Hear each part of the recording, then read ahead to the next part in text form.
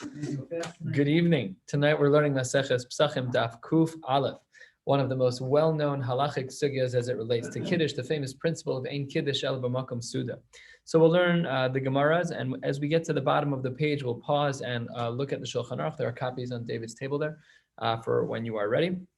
But let us do a quick chazara of what we learned yesterday, because what we learned yesterday is critical to our understanding of today. Yesterday, on the bottom of Daf Kuf Amud Beis, we saw machlokes between Rav and Shmuel.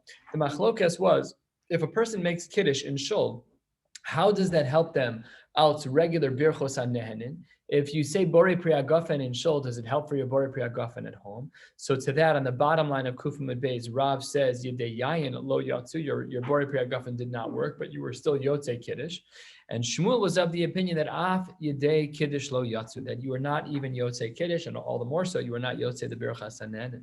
So starting today, Ve'azda Shmuel L'Taimei is Daf Kuf Aleph Amud Aleph, about 5 lines down. Why is it that Shmuel said that if you make Kiddush in Shul, and then you get home, that your Kiddush had yet to count? It was a 0. Now you have to make Kiddush when you get home. Ve'azda Shmuel L'Taimei de Amar Shmuel Ein Kiddush Ela B'Makom Suda. The only time that Kiddush ever works is when it is B'Makom Seuda. Now, there are a lot of different ways to understand this phrase, B'Makom, in the place where you eat, and not just in the place where you eat, that Kiddush requires food to be eaten subsequent to the Kiddush. And this is how we paskin Ladina, that let's say that a person wants to have a l'chaim only. So that's not allowed. That Kiddush is a 0. Ein Kiddush El B'Makom Seuda. You go into a Kiddush, someone offers you a l'chaim, you say, I don't want to eat any calories, I'm just having, you're not supposed to eat. You're not supposed to eat. So that's because you need to make sure that your Kiddush is followed by Seuda of some kind. The poskim here discuss, what does a Seuda mean? Does it mean Mizonos? Does it mean Mizonos? Does it mean Hamotzi only? What about the Kulas? Like Rabbi Robinson, I know, is very food sensitive. So when he makes Kiddush on Shabbos, when we used to have Kiddushes on Shabbos a year ago plus, Rabbi Robinson would drink a significant portion of the wine because according to some poskim, that counts as well as a Seuda of some kind at a minimum in order to be Yosei. Otherwise, to make Kiddush but to not eat afterwards, Ein Kiddush El B'Makom Seuda. So we're going to get through some of these aspects today and then see how the Shulchan Aruch discusses these. So that's what Shmuel says, Ein Kiddush El B'Makom Seuda. Savor Mina, what would we understand from the sheet of Shmuel? Hani mili mi bias labias. When does Shmuel say Ein Kiddush El B'Makom Seuda? That your Kiddush does not count unless it's in the place in which you eat. That's when you're switching locations. Hani mili mi bias labias. That was the case that we started with on the bottom of Kuf Amud Beis. When you made your Kiddush in Shul, then you switched buildings to your home. That's where we say Ein Kiddush El B'Makom Seuda. Aval mimakom lemakom bechad beisa lo. But if you're moving from one room to another within one house, that's not where we would apply the rule of Ein Kiddush El B'Makom Seuda. And if I make Kiddush in my dining room and I move into my den, so then the halacha is that Kiddush is still considered sufficient. Amar Luhu Ravanan Bar Tachlifa. Not sure I agree with you. Zimnan Sagin Hava Ka'imna Kame de Shmuel. There are times that I was in front of Shmuel v'nachis me'igra la'arav hadam kadesh, and I saw that in front of Shmuel that people would go from the roof. They would eat on the roof and they'd go down la'ara to the floor level, the hadar kadesh, and then they would make Kiddush again, a unique shita, one that is not quoted lahalacha. And then says the Gemara, there are a couple of other people who do, in fact, agree with Shmuel. Says the Gemara, third of the way down, Daf Kuf Aleph, Amud Aleph, Af Rav Huna Savar, Ein Kiddush El B'Makom Seuda. Rav Huna also agrees to this idea of Ein Kiddush El B'Makom Seuda. What is the source for this? The Rav Huna Kaddish, Rav Huna would make Kiddush, V'is Akra Le Shraga, V'ayli Le Lemane, Lebegenane de Rabba Berei. He would, in a case where the candles would blow out, Is Akra Le Shraga, the candle would be done for. Then they'd move Lebeganani de Rabba Beret. They'd move into a house that he made for his kids for when they were getting married. Dava Shraga, there was a candle over there. So he was in one place and he moved to another. The Kaddish V'Tayim Midi. And he made Kiddush. It was a new building. That's what we said. That's Shmuel. Nibayis Labayis. Alma Kasavra and Kiddush El B'Makom Seuda. It's clear from this story of Rav Huna that when they switched from the main house to the groom's new house, he made kiddush and ate something. That's mamish the din of ein kiddush al b'makom suda. Why would you switch? Why would you make kiddush again? It must be that he holds that the kiddush that you made in the main house doesn't apply to the guest house. The Rabba halfway down, Kufal from Alf, Rabba also agrees. Rabba Savar ein kiddush al b'makom suda. How do we know that Rabba is of the opinion of ein kiddush al b'makom suda, that he agrees to Shmuel? Damar Abaye says, Ki Havina be Mar. Mar here is a reference to Rabba. When I was with Rabba, says Abaye. Rabba was 3rd century. He was one of the Rabbeim of Abaye. Abaye was 4th century Amora. So when he was with him, Ki Hava Mekadesh, when he would make Kiddush, Amar Lan, he would say, Te'imu midi, you should eat something right away. Dilma ad azlisu leushpiza, because by the time that you go back to the place that you're going to eat, misakra lechushraga, your candle will be blown out, like we saw earlier in the name of Rav Huna, velo mekadesh lechu bebeis achila. And if you do switch locales and you hadn't eaten in the first place and you didn't eat anything, uvekiddusha dehacha lo nafkisu, you would not be yotzei that kiddush. This kiddush that you make without food that follows, the ein kiddush shel b'makom suda. So a lot of shitas primarily in favor of the shita of ein kiddush shel b'makom suda, with the primary exclusion of Rav, because the machlokes that we started with yesterday and referenced at the beginning of today's shiur of ein kiddush shel b'makom suda, it seems to be that Rav doesn't agree with that. How do we know? Because if we look back at the bottom of Kufim Beis, the case was Osam b'nei Adam shekidshu bebeis hakneses, you make kiddush in shul. So Rav on the last line says yedei kiddush yatzer, that you even when you go home you don't have to make kiddush again. So that's in our world, that's an unbelievable idea. That's for sure not the case. We hold Ladina that you have to make kiddush b'makom suda. You have to eat after you say kiddush, A, and B is you have to make kiddush in the place where you actually plan on eating. We'll see a Mishnah Brura that reflects this idea very clearly against the shita of Rav. So says the Gemara, wait a minute. You want to tell me that Rabbah agrees to Shmuel, that we hold of the principle of ein kiddush el b'makom suda? We have a problem with that, because whether or not we hold like Rav and Shmuel is its own conversation. Says the Gemara, Eini, is this true? 3/4 of the way down, 10 lines up or so from the bottom of Kuf Aleph Amud Aleph. Says the Gemara, Eini, is it true that Rabbah agrees with the opinion of Shmuel of ein kiddush el b'makom suda? The Ha'amar Abaye says, Kol mili demar, everything of the master. Again, Mara reference to Rabbah. Hava avid kirav, he would hold like Rav everywhere, levar mihani tlas avid kishmuel, except for the following exclusions. The following 3 scenarios seemingly are the only places where Rabbah held like Shmuel. What were those 3 places? Well, none of them were our case. Here's what they were. Number 1, matir mi beged lebeged. You can take tzitzis off of one beged and you can move them to another. Number 2, madlikin miner lenera, din in Chanukah, that you can light one candle from another. Din number 3, v'halacha ki Reb Shimon begrira, detanya Reb Shimon omer, gorera demita kisa v'safsal b'Shabbos, that one is allowed to drag a bed, a mita, a kisa, a chair, v'safsal, and a bench on Shabbos. Ubelvad shelo yiskaven lasos charitz, to not make a ditch. What do we see from here? That the only time that Rabbah agrees with Shmuel is in these 3 cases. But Shmuel is the one who says in kiddush el b'makom suda. So if you're going to tell me that Rabbah agrees like Rav in general, but there are 3 exceptions to the rule where Rabbah agrees to Shmuel, and then you don't list our din of in kiddush el b'makom suda, that means that Rabbah doesn't hold like Shmuel by ein kiddush el b'makom suda. So how did you get away with saying that Rabbah agrees to Shmuel? It's pashut not true. So the Gemara answers this question as follows. 4 lines from the bottom, and then we're going to look at the Shulchan Aruch. The Gemara answers no. When do we say that Rabbah in general holds like Rav and only rarely holds like Shmuel? Kichumre de Rav hu de Avid. He holds like Rav when Rav is strict. However, kikule de Rav, when Rav is lenient, as he is here, because Rav does not hold of the principle of ein kiddush el b'makom suda.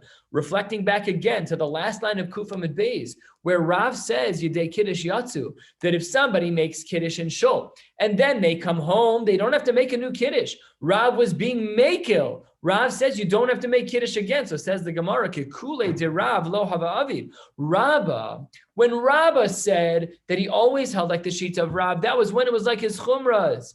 But if Rav was being a makel, he wouldn't hold like him. And therefore, even though it's true that the three cases where he holds like Shmuel, one of them is not listed as Ein Kiddush Ela B'Makom Suda. But by virtue of the fact that this was a case where Rav was a makel, so there, Rabba wasn't willing to agree with him. And that is how we paskin halacha l'maisa. And let's take a look at the Shulchan Aruch. I'll do a screen share for those of you who are online.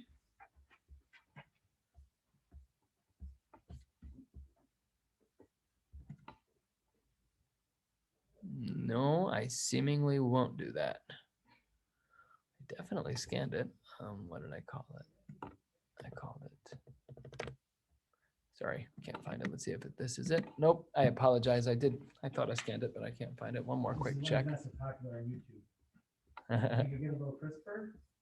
We have a follower. Seriously. Maybe it just went to the wrong place here. Documents.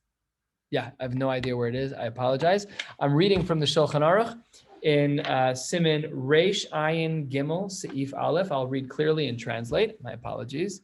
And here is what the Shulchan Aruch says. The Shulchan Aruch codifies our Gemara as part of regular halacha. Opens up Reish Ayin Gimel Seif Aleph. Ein Kiddush Ella b'makom seuda. Who is that? That's Shmuel through and through. That's Rabbah, that's Rav Huna, a whole host of Amoraim following in the heels of Shmuel against the Shita of Rab. We hold Ein Kiddush Ella b'makom seuda. So this, in fact, is rooted, according to some of the Rishonim. If you take a look at the first Mishnah Berurah, Sif Katan Aleph, he writes, V'karasa l'Shabbos oneg b'makom oneg. When do we say that there's a din of Kiddush? That's where it's makom oneg. And oneg is Ein Simcha Ela B'Basar, or whatever the din is, the mitzvah derabanan that we have of eating a Suda on Shabbos, the 3-4 Sudas over the course of 25, 26 hours. That's the din here. Shehu HaSuda. Sham Tehea Kriya Shal Kiddush. That's where we should make Kiddush. The Shulchan Aruch continues. Uvibayis Echad. Mipina lepina chashuv makom echad. If you move from one corner of the house to another, no problem at all. Shein kiddush le'echol bepina zu. If a person makes kiddush in one corner of the house, v'nim lach le'echol bepina acheres, and a person then decides that they're going to switch rooms in the house, afilu hu traklan gadol, even if the room is a massive ballroom, no problem at all. Ein sarech lachzor ulakadesh. One does not have to make kiddush again. Adds in the Rama Haga. If a person goes from their house to a sukkah, and of course vice versa, the din is that you do not have to make new kiddush. Where does this come up most poignantly? When it starts raining in the sukkah.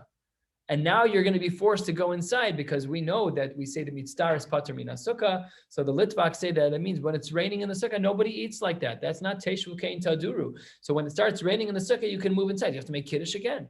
No, Ein Kiddush Ela B'Makom Suda doesn't apply. We don't have our forced hand to change, to make a new Kiddush when we change locations.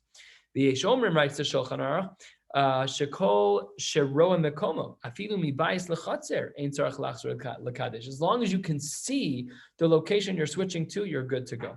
Okay, let's stop here. I would have done a little more in the Mishnah Berurahs, but I don't want to leave everybody out who's on Zoom. My apologies again.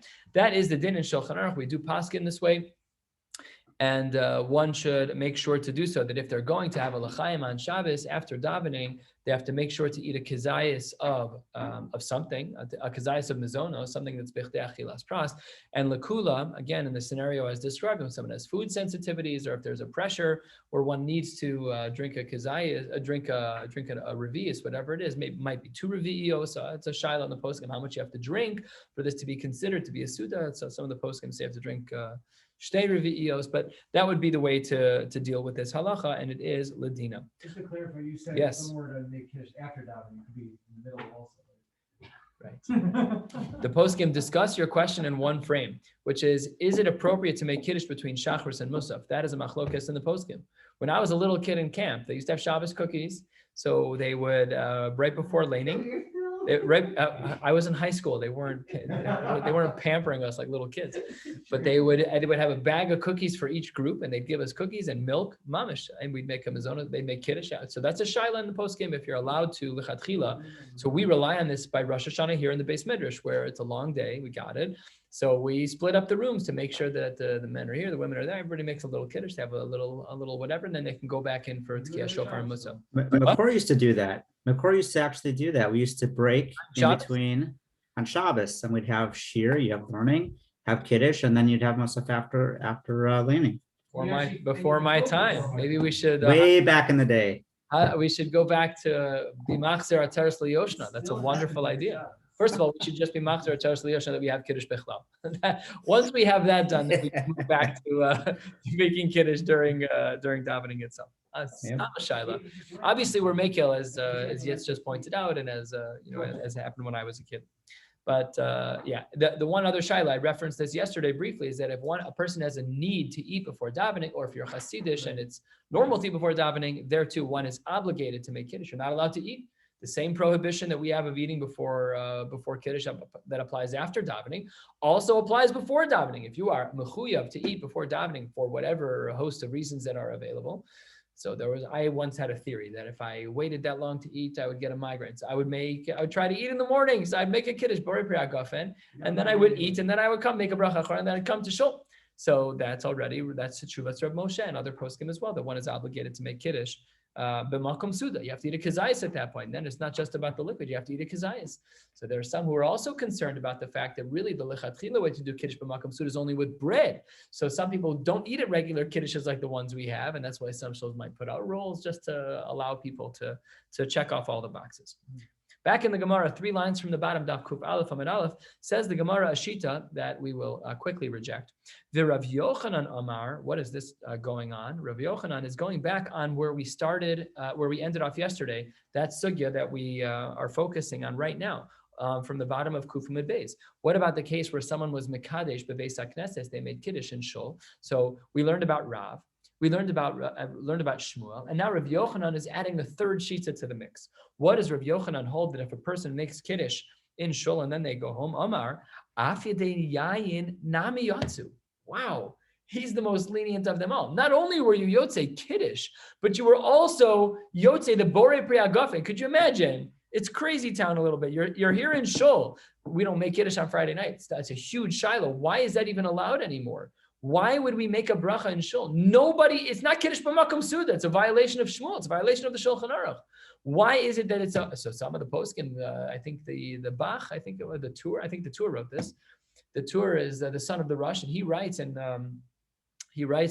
his commentary in the Arba Turim that I think this was his language. If it's not him, then it was the Bach. That had it been within his power, he would uproot the minhag of saying kiddush on Friday. It's a violation of the Gemara, which says "Ein kiddush el b'makom suda."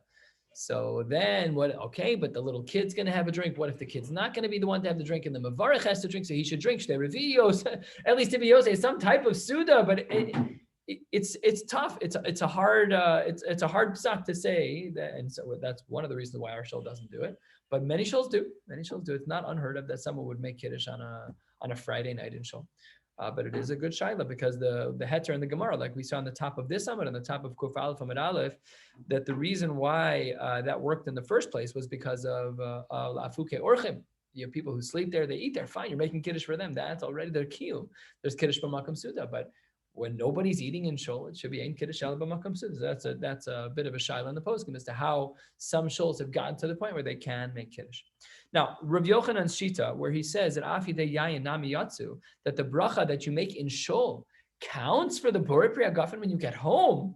It's for sure not the way we paskin, but let's learn a little bit more about that.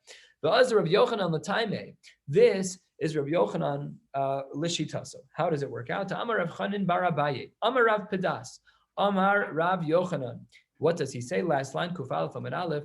Echad shinui yayin, ve'echad shinui makom, ein tzarich levarach. Rav Yochanan was of the opinion that if you change your wine and if you change your location, you do not need a new bracha. That's pretty mechudash. Just think about the practicalities of that, making a bracha in one person's house and going home without having in mind. Right? It's just stam. You're standing in shul. So that's what Rav Yochanan says. The Gemara, that can't possibly be what Rav Yochanan held. Meisive, the Gemara brings a question from a Gemara in Brachos that we saw a couple hundred blot ago, or few hundred blot ago. Meisive, shinui makom tzarich levarech. That's not what Rav Yochanan said. Rav Yochanan's whole argument was that af yedei yayin yatsu. So he says that makes more sense. So how here can the Brisa say? How can Rav Yochanan say in the face of the Brisa of Tzarech Levarech? And by the way, the end of that Brisa reads, Shinui Yayin Ein Tzarech Levarech. There he agrees. So answers the Gemara, Tiyuvta de Rav Yochanan, Tiyuvta, that this rejects the Shita of Rav Yochanan. And in fact, he does not understand the Shita of Rav Yochanan. It is outright rejected. Two quick stories, and we're going to stop about halfway down on this page because it's just a long flow. And if you look on the other side of Kuf Beis Amud Aleph, it's a shorter blot. So all things being equal, it will even out, and it'll be a little bit of a cleaner presentation. So says the Gemara, let's learn line 3, Kuf Aleph Amud Beis. Says the Gemara, Yasiv Rav Idi Bar Avin Kamed Rav Chizda. Rav Idi Bar Avin was in front of Rav Chizda.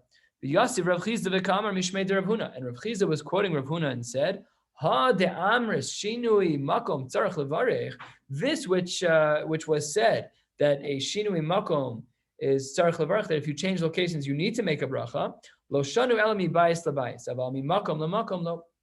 This is a hilchos brachos sugya that if a person were to change makom, they have to make a bracha. When is that true? That's only from different buildings. But within one building, and in fact, the Gemara here with that little aleph changes this mipina lepina, that is the language of the Maharsha. It's also in the Kisvei Yad and in many Rishonim, that really this shouldn't say mi makom lamakom. It should say mipina lepina within one house. So this is a qualification that Rav Chizda is saying in the name of Rav Huna, that when we say that a person who changes locations needs to make a new bracha, that's only true when you're changing buildings. But mimakom lamakom again, or mipina lepina, lo, that would not be the case. Amar le Rav Idi bar Avin, hachi tanina le b'masnisa de be Rav Hinak. What do you mean in the name of Rav Huna? That's mafurash brisa. Why is the Amora not quoting the brisa? What does that even mean? That makes no sense. This is a brisa, or ve'amri le b'masnisa de be bar Hinak kavasech. It was the child of, not Rav Hinak, but bar. The letters got swapped. Where the Gemara wasn't sure which Rav Hinak, is it Rav Hinak or bar Hinak? So either way, the Ela Rav Huna Masnisa Kamash Malan. We have a brisa that teaches what you're teaching. So why are you telling it to me as a statement of the Amoraim, as a memra? Says the Gemara, Pashut Rav Huna memra Rav Huna Masnisa lo shmiele. It must therefore be that he didn't have that. He came to that conclusion on his own. Beautiful, Baruch Shekivanta, but it was not his own initial Mari Makom. He had just never heard of it. One last story of Vesu. Yasi Rav Chizda Ka'amar Mishmei Denafshe. While they were still sitting there, Rav Chizda told a story of his own. He said a halach on his own. Ha de Amris Shinui Makom Tzarech Levarech. When we say that if a person changes locations, they have to make a new bracha rishona. Here's the qualification, third of the way down, Kuf Aleph Amud Beis. Lo Amran ela b'dvarim she'ein te'unin bracha la'acharein b'makoman. That's only true. You only have to make a new bracha when you change locations, when the food you're eating doesn't have a chashuv bracha achrona like benching or alamichi. It's only a borei nefashos. Aval, if the food you were eating were dvarim te'unin bracha la'acharein b'makoman, if you in fact had a scenario where you were eating something that was mizonos that required an al hamichya, or peros haaretz that require an al ha'etz, al pri haaretz, whatever it is, and there you have to come back and bench in that spot, then ein sarich levarach, because we know you're going to come back. Your whole mindset is to come back, which means your bracha kind of comes with you and comes back. This is ladina. La halacha, that one is obligated to bench in the place that they ate, and one is obligated to make a bracha achron in the place that they ate. The Shulchan Aruch in Kuf Pei Daled, or Kuf Pei Daled speaks about this, that if a person inadvertently, and even ladina b'mezid, if a person did this, though it's not appropriate, one should really come back to the place where they bench. If it's not feasible and impractical, whatever the details are, one is still allowed to bench in another space, in another place.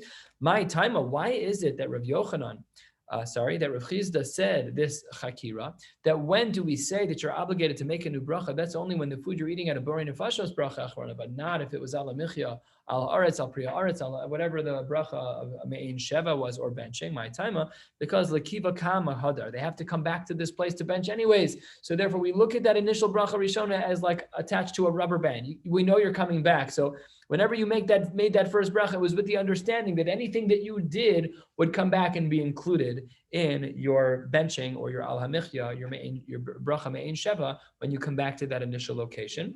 And Rav Sheshas argues, for Rav Sheshas Amar, echad zeh ve'echad zeh tzarech levarech. He disagrees with the distinction that was made by Rav Chizda, and whereas Rav Chizda would say that if the bracha achrona was a bracha of benching or birchas me'ein sheva, that you don't have to make a new bracha, Rav Shesha says, I'm sorry, I disagree. Your bracha achrona is irrelevant when you change locations in that way. Tzarech levarech, he does not agree with Rav Chizda.